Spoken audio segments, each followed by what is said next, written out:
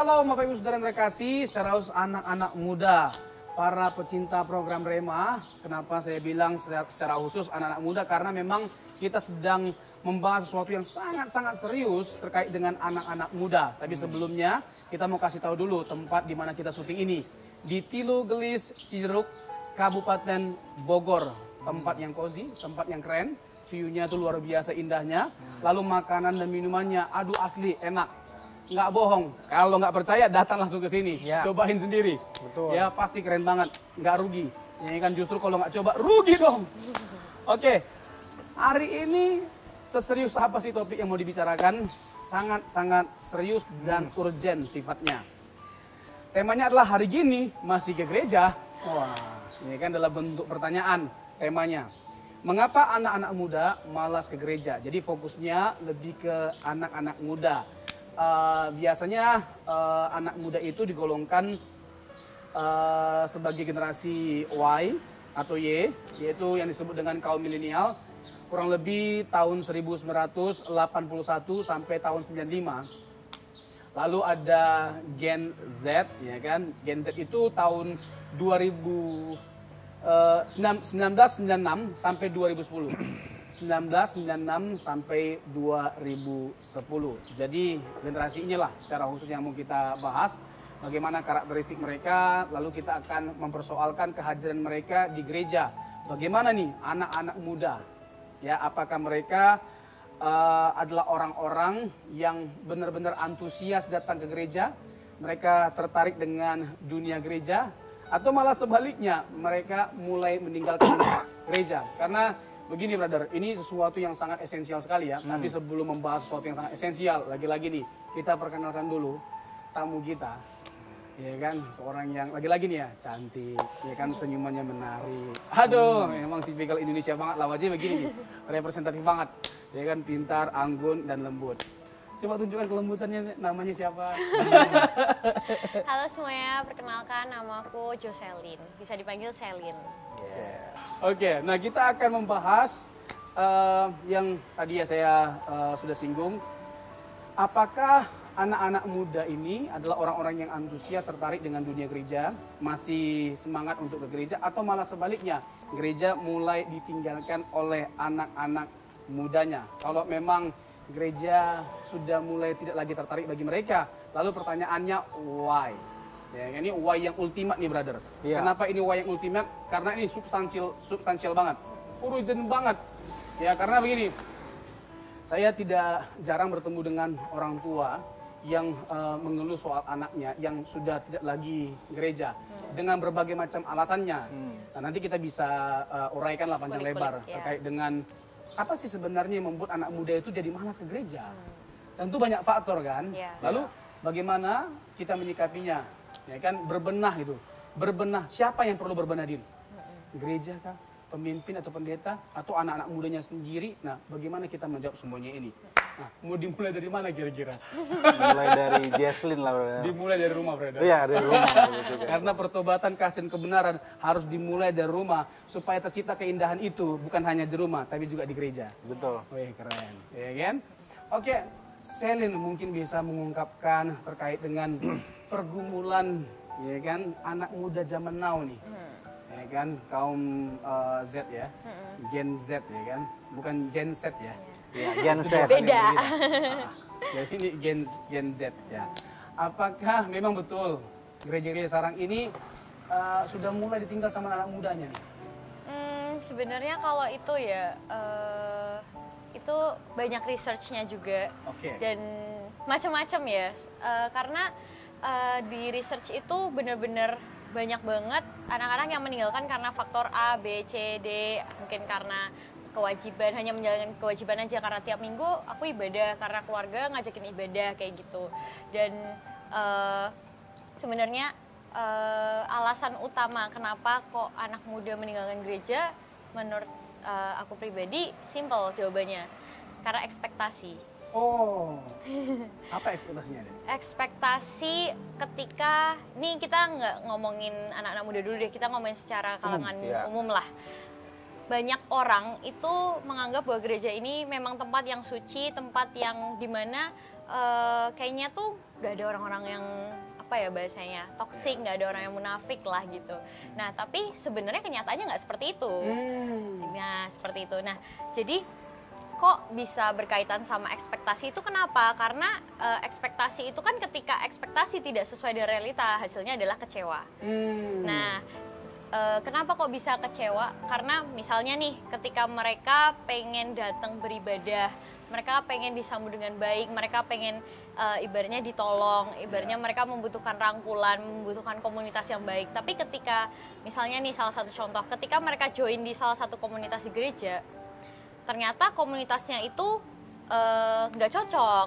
Jadi menimbulkan mungkin omongannya nggak cocok, mungkin ada omongan yang salah gitu. Jadi kita merasa sakit hati dan dari situ merasa ini katanya gereja ini komunitasnya baik, tapi kok aku merasa komunitas ini nggak baik ya gitu. Dari situ timbullah pemikiran-pemikiran yang memicu kita untuk udah deh capek. Atau mungkin ketika kita pelayanan, mungkin banyak juga ya anak-anak muda yang sekarang terlibat pelayanan khususnya di dalam ibadah remaja ya.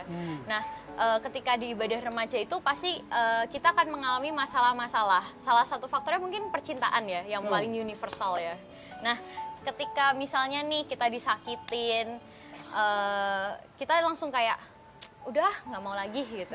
Udah kalau nggak kita aku tetap mau ibadah tapi ada faktornya, ada sesuatunya. Jadi kita ibadah bukan mencari Tuhan tapi mencari gebetan. Itu kan banyak ya terjadi di kalangan muda ya, dan kita ini kita belak-belakan aja ya.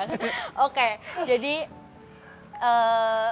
kita tuh tahu ya dengan yang tadi sudah disampaikan, sudah barusan aku sampaikan, kita tuh tahu bahwa sebenarnya tuh tetap kita balik lagi ya ke dalam kekristenan. Sebenarnya tuh selain mungkin banyak dari kita yang pernah mengalami itu, tapi banyak dari kita juga yang nggak sadar kalau ternyata Tuhan Yesus tuh juga gituin. Oke, diperlakukan tidak baik. Oke, jadi gini, Tuhan Yesus itu ketika dia ditangkap sampai dia disalibkan, dia itu gini, ibaratnya gini. Jadi itu banyak orang yang nggak sadar kalau mereka itu meninggalkan gereja karena diperlakukan buruk sama orang-orang di gereja. Tapi mereka nggak sadar kalau sebenarnya Tuhan Yesus itu juga diperlakukan buruk, bahkan dibunuh sama orang-orang yang religius. Lebih tepatnya religius dalam tanda kutip ya. Kayak gitu. Jadi itu kan jadi sebuah pengingat ya kalau sebenarnya di dalam dunia ini tuh nggak ada pencobaan yang enak gitu. Karena Tuhan Yesus pun juga turun ke dunia, dia jadi manusia. Ketika dia disalibkan tuh dia nggak yang kayak ketika orang-orang pergi tuh kayak dia nggak kayak udah pada pergi, ya udah selesai gitu, enggak. Dia beneran meninggal terus kemudian 3 hari kemudian dia bangkit gitu. Nah jadi itu tuh jadi pengingat kita, terutama di Alkitab tuh ngomong kalau misalnya berbahagialah orang yang bertahan dalam pencobaan, sebab apabila ia sudah tahan uji, ia akan menerima mahkota kehidupan yang dijanjikan Allah bagi orang yang mengasihi Dia. Itu kan bener-bener deep banget ya meaningnya, kayak gitu. Berbahagialah ya. Yes. Jadi Tuhan meminta kita untuk berbahagia meskipun kita ada dalam berbagai-bagai pencobaan. Yes. Wow, ini menarik sekali, apalagi ketika Selin langsung menghubungkannya dengan Tuhan Yesus. Nah, apa yang membuat kita bangga jadi Kristen? Karena Tuhan kita Yesus Kristus itu bukan hanya sekedar memberikan keselamatan, tapi teladan hidup. Gitu loh. Jadi apa alasan kita kuat ketika kita sedang ada dalam kesusahan, di titik terendah atau penderitaan, lagi hancur? Alasan terkuat kita adalah Tuhan Yesus sendiri. Karena dia juga mengalami perlakuan yang sama. Perlakuan yang tidak adil, perlakuan yang kasar, pokoknya perlakuan yang buruk banget. Dan Tuhan Yesus menang atas semuanya itu. Sebagaimana Yesus bisa menang, kita pun bisa menang. Jadi Yesus itu adalah teladan yang sempurna bagi setiap kita, gitu ya? Iya. Tapi aku mau nanya deh, kenapa sih gereja itu harus banget fokus sama generasi muda? Fokus untuk memikirkan generasi muda. Kenapa? Wow, ini sih. Padahal kan mungkin ya buat sebagian orang tuh kayak ya udah sih generasi muda kan emang zamannya lagi nongkrong, zamannya lagi main-main. Nah, kenapa sih kok gereja harus memikirkan itu? Saya tambah lagi brother sebelum jawab ya. Selain mengapa gereja harus memikirkan anak muda dan harus serius memikirkannya. Selain yang ini, cara yang efektif dalam menjangkau mereka itu adalah sesuatu yang penting untuk kita perkarakan, gitu loh. Karena gini, anak-anak muda seperti tadi ya, Gen Y sama Z itu punya karakteristiknya tersendiri. Jadi cara menjangkau mereka pun nggak bisa sembarangan. Kita harus masuk ke dunia mereka. Itu adalah cara terbaik, misalnya relationship. Misalnya ya, orang tua, ibu sama anak, kenapa susah ketemu atau nggak nyambung? Karena mereka nggak mau hadir jadi teman. Padahal yang diinginkan oleh kaum Gen Z itu adalah orang tua yang jadi teman, pertemanan, persahabatan, kenyamanan. Kan umumnya itu yang mereka cari. Nah, kalau mereka sudah dapatkan itu, mereka sebenarnya tertarik dengan gereja. Tertarik dengan hamba-hamba Tuhan atau pendeta yang ketika memberitakan sesuatu untuk kepentingan, untuk kebaikan mereka. Nah, silakan brother. Terkait dengan efektivitas, apakah kita perlu memikirkan satu cara tertentu untuk menjangkau mereka? Tadi yang pertama terkait dengan mengapa begitu penting gereja dengan serius memikirkan anak-anak muda. Bisa nggak aku call a friend, brother? Call a friend? Agak susah jawab pertanyaan ini. Memang Selin sekali bertanya memang iya, makanya membuat kita speechless. Bisa nggak kita telepon teman, brother? Tapi bukan Rema namanya. Kalau kita nggak bisa jawab.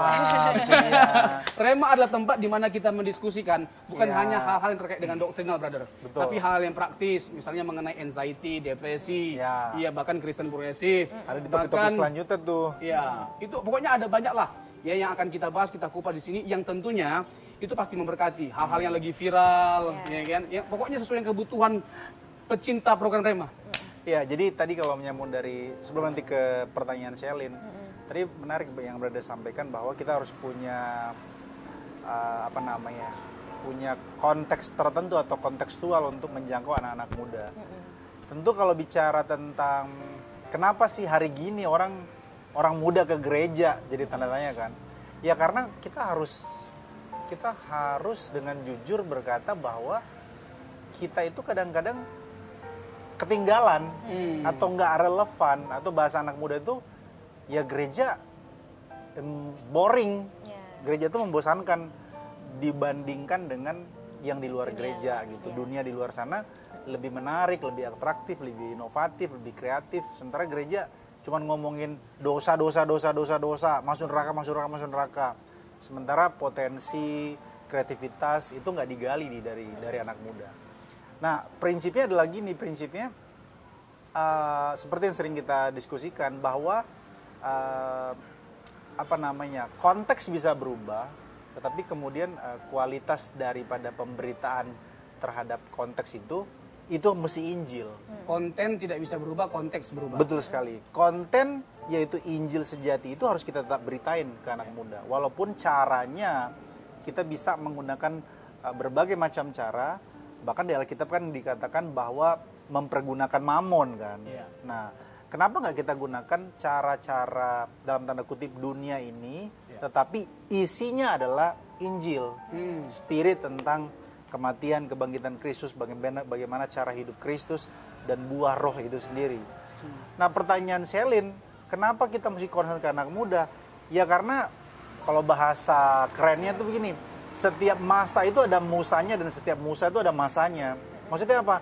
Setiap generasi itu harus gini, karena kita itu nggak mikir hanya 5 atau 10 tahun ke depan. Kita mikir 20-30 tahun ke depan. Bahwa nanti anak-anak, kalau dalam bahasa Alkitab itu keturunan ilahi itu haruslah kita ciptakan. Itu sebabnya kita mesti mikirin generasi muda kita. Siapa lagi yang akan menggantikan? Kan orang tua kita kan nggak selamanya ada di gereja kan. Yang menggantikan mereka adalah anak-anak muda ini. Nah, kalau anak-anak muda ini tidak kita persiapkan dari sekarang, ya kita bisa katakan yang terburuknya nih, gereja bisa hilang. Wah, gereja bisa hilang. Gereja bisa hilang atau anak-anak muda itu ya udah nggak ada lagi di gereja kan? Iya, udah nggak ada lagi. Ini menarik sekali. Pokoknya nanti kita bahas lagi. Kita minum dulu deh. Ini air putihnya sehat kali nih.